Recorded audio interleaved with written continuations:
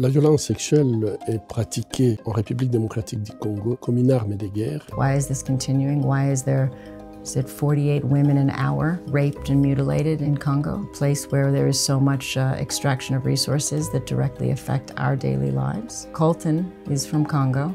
This is what's in everyone's phone. This isn't a mess that is from nothing. À l'occasion de la sortie du film Muganga, celui qui soigne, j'ai rencontré à Londres le docteur Denis Mukwege, chirurgien gynécologue en République Démocratique du Congo, prix Nobel de la paix en 2018, qui œuvre depuis plus de 25 ans pour lutter contre les violences sexuelles faites aux femmes. Dans cette interview, il est aux côtés d'Angelina Jolie, productrice du film, elle aussi très engagée dans cette lutte. On a discuté ensemble de la situation dans le pays et de comment éveiller les consciences. Pour ceux qui sont peut-être pas familiers avec ce qui se passe depuis plus de 30 ans en RDC, est-ce que vous pouvez peut-être nous expliquer plus en détail cette notion de viol et de violence sexuelle comme arme de guerre? La violence sexuelle est pratiquée en République démocratique du Congo comme une arme de guerre. Et je voulais attirer l'attention directement que cette arme est utilisée pratiquement aujourd'hui dans tous les conflits que nous connaissons. Et donc en République démocratique du Congo, spécialement à Panzi, les études qui ont été faites ont montré que le viol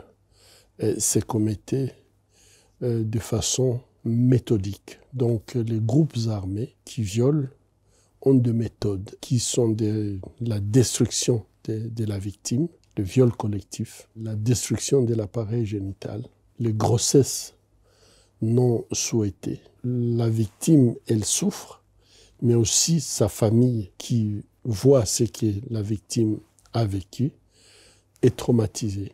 Et qui parfois la renie. Voilà, donc c'est une arme qui détruit non seulement la victime, mais détruit également la communauté. Il y a tous les enfants qui vont naître dans ces contextes, qui seront des enfants sans filiation. Et ça, c'est très grave, parce que lorsque ces enfants grandissent, et quand ils posent la question, il n'y a personne qui peut leur dire exactement d'où ils viennent.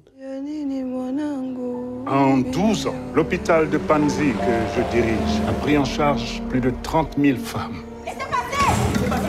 Chaque femme violée, je l'identifie à ma femme.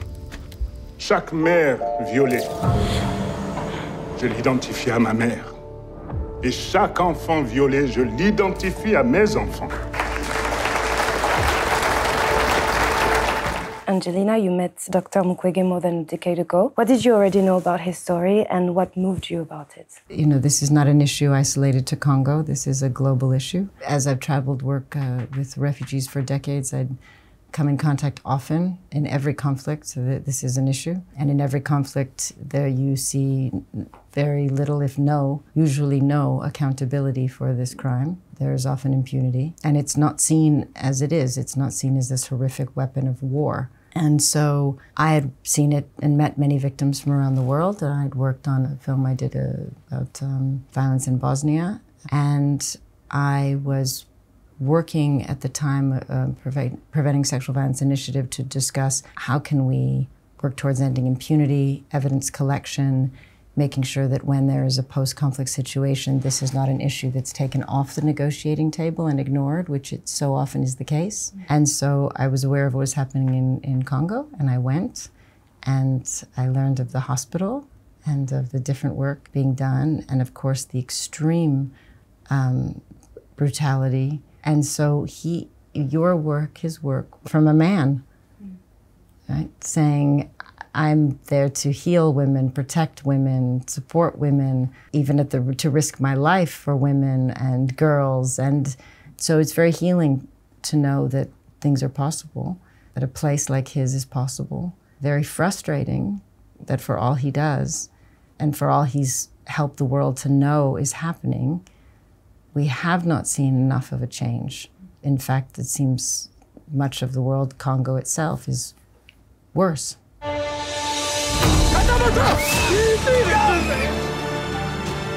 Toutes ces atrocités se déroulent autour de nous. Tout ce chaos est extrêmement lucratif. Le viol est devenu une arme à bas coût. Le corps de la femme est un champ de bataille. On le voit dans le film que vous vivez sous la menace constante. Vous avez survécu à des tentatives d'assassinat et pourtant vous continuez. À quoi ressemble votre quotidien? Ma vie elle reste concentrée à la situation de ces femmes qui viennent à Panzi, qui viennent chercher non seulement les soins, puisque finalement le modèle que nous avons mis en place, qui est un modèle holistique, permet à les soigner physiquement, psychologiquement, les aider sur le plan socio-économique et sur le plan légal. Mais la finalité, c'est qu'elles puissent regagner leur dignité et qu'elles soient de véritables actrices du changement dans la société. Je pense qu'aujourd'hui, ma vie est concentrée sur ça, puisque je crois dans ces femmes, dans leur capacité. Leur résilience me donne cet espoir que tout n'est pas perdu. Même si ça a duré 25 ans, je continue à croire qu'avec ce qu'elles portent en elles, elles ont la capacité de faire changer les choses. Et donc, j'y travaille constamment, parce que je pense que c'est ça l'avenir. Comment se réjouir des honneurs quand les estimations parlent de plus de 1100 femmes violées chaque jour? 1100 femmes. Comment pouvons-nous accepter cela? Dans le film, votre personnage, il dit « Ça fait des années qu'on me donne des prix, mais qu'est-ce que ça change ?» Selon vous, qu'est-ce qu'un film peut changer là?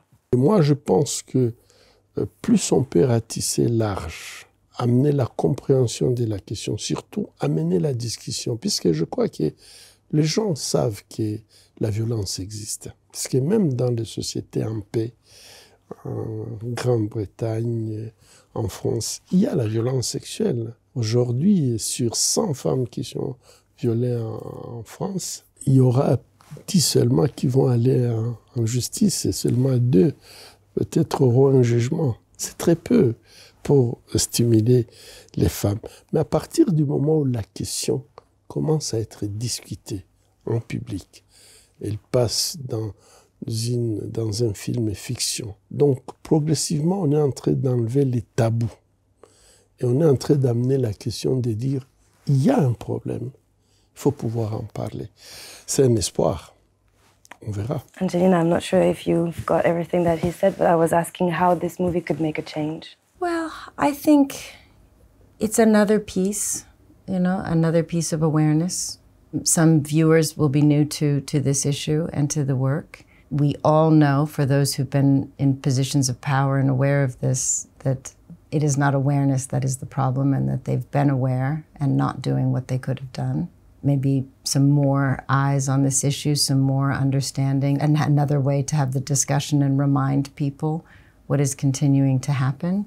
So I would say to your audience, you can learn about Panzi Hospital, you can learn about the issues, you can learn about different organizations that are working to collect evidence in many countries. You can just keep your eye on these issues whenever there is a conflict and make sure you're aware. Like many global issues, there are laws in place that are being ignored. There are ways that we can all work together to end impunity, to respect civilians, to improve situations, and it is often political will. Sometimes that political will comes when citizens and viewers are outraged. What is happening in Congo is also very connected to the minerals in Congo. Coltan is from Congo. This is what's in everyone's phone.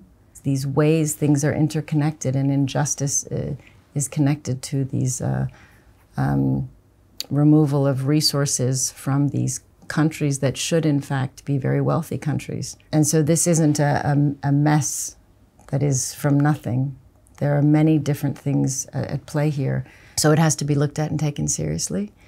And many questions have to be asked. Why is this continuing? Why is there, 48 women an hour raped and mutilated in Congo, a place where there is so much extraction of resources that directly affect our daily lives? And why is that being allowed to continue? I feel like in the movie we see all of this very, as a woman watching the movie, especially the opening scene, I'm letting the viewers go and watch the movie because straight from the beginning of the movie you're directly thinking, wow, this is happening and we're not doing anything about it. And I think this movie might give a light to this situation in Congo. So thank you very much. Thank you for your questions.